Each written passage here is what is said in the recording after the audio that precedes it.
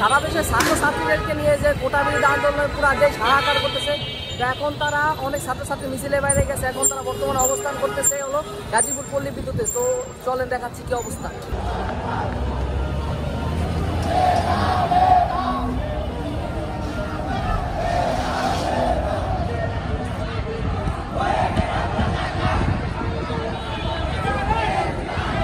তো দেখতে পাচ্ছেন পল্লী বিদ্যুতের সবাই মিছিলের জন্য বাইরে গেছে।